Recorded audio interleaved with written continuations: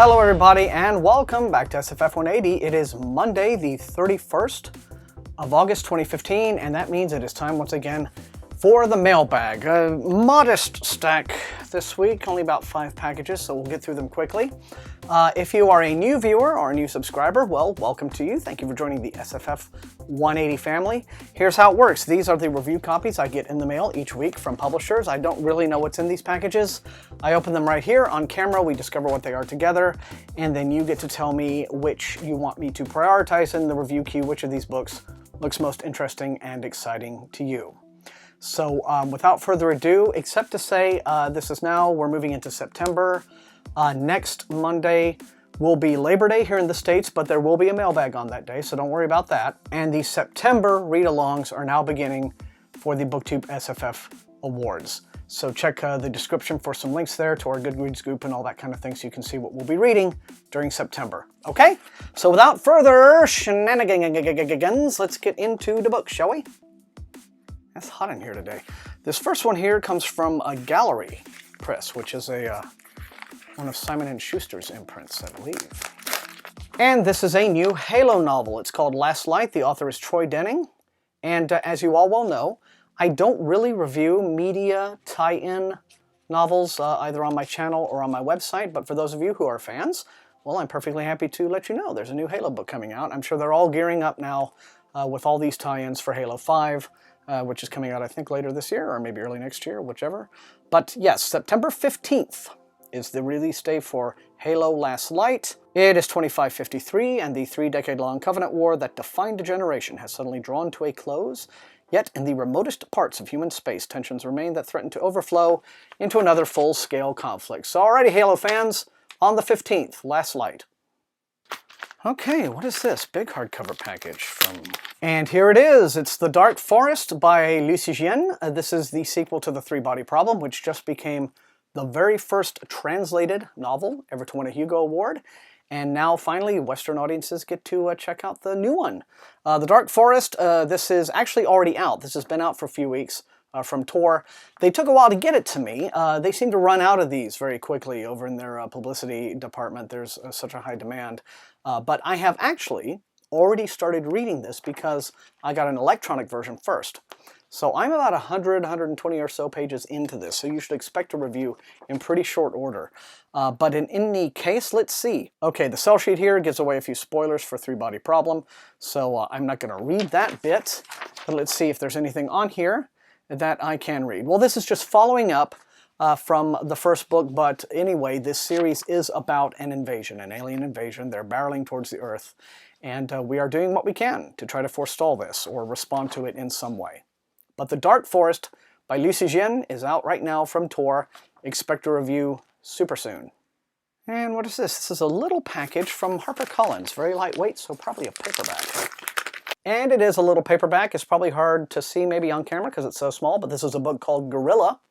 And it is the second volume in a military SF series called The Macalm War. And they did not include a sell sheet, so I'm going to try to read it off the back here. In the jungles of Macalm, the Terran military is locked in a critical standoff over the planet's resources with the hostile Fëanorians, even as both species maintain an uneasy relation with the locals. Tensions could ignite at a moment's notice, and Master Sergeant Frank Sage has just stumbled upon the spark plug. Okay, so for those of you who want to get your military SF on, Guerrilla by Mel Odom is out right now in paperback from Harper Voyager. And the first book in this series was called Master Sergeant. So, you know, in case you care. Okay, what do we have here? This is something from St. Martin's Press, and it's in one of these vacuum-sealed packages that I can't stand because they're such a pain to open.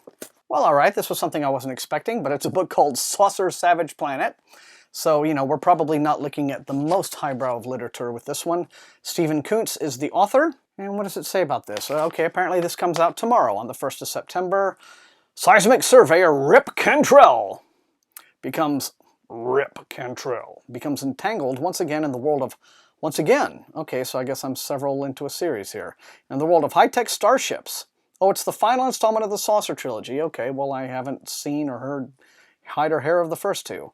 But the saucer savage planet, a year after Rip Cantrell first discovered the flying saucer buried deep beneath the Sahara, another saucer is resurrected from the bottom of the Atlantic. They're just leaving those things laying around anywhere. The recovery is funded by a pharmaceutical executive, for some reason, who believes that the saucer possesses an anti-aging drug formula, oh, there it is, that space travelers would need to voyage between galaxies. Why would they need that? Haven't they ever heard of, cold sleep? But one of his technicians, Adam Solo, just gets better.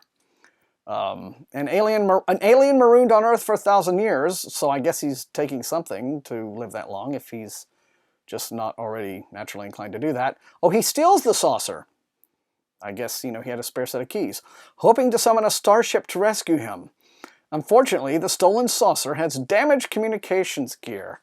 Well, check your warranty on that. Solo goes to Rip Cantrell and his partner, Charlotte Charlie Pine, okay, and Rip's uncle Egg.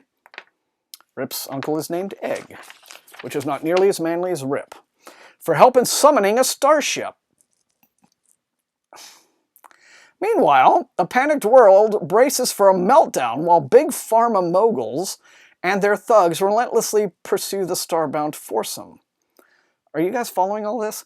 With the world drowning in chaos, when did that start? The arriving aliens may be the only ones capable of rescue. Rip and Charlie then must face, and that sounds like a Saturday morning cartoon. Remember when, I'm exactly old enough to remember when those were on Saturday morning.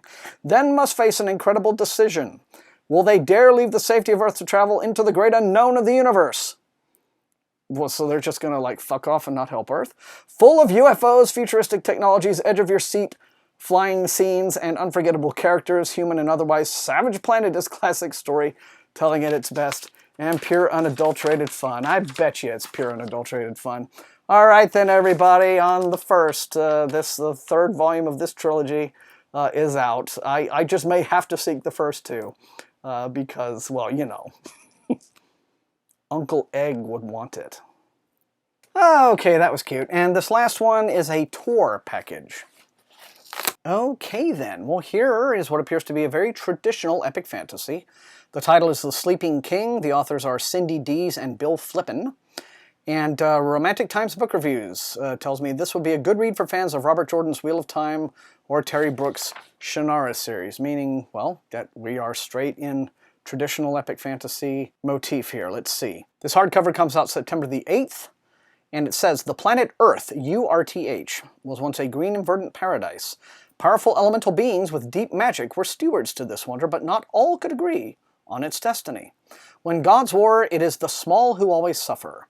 And the first great age ended with a battle that nearly destroyed all life. To end the conflict, an accord was put in place to preserve the balance, I see. And the elementals withdrew their influence to allow new, less powerful races to grow and thrive in the world, all right?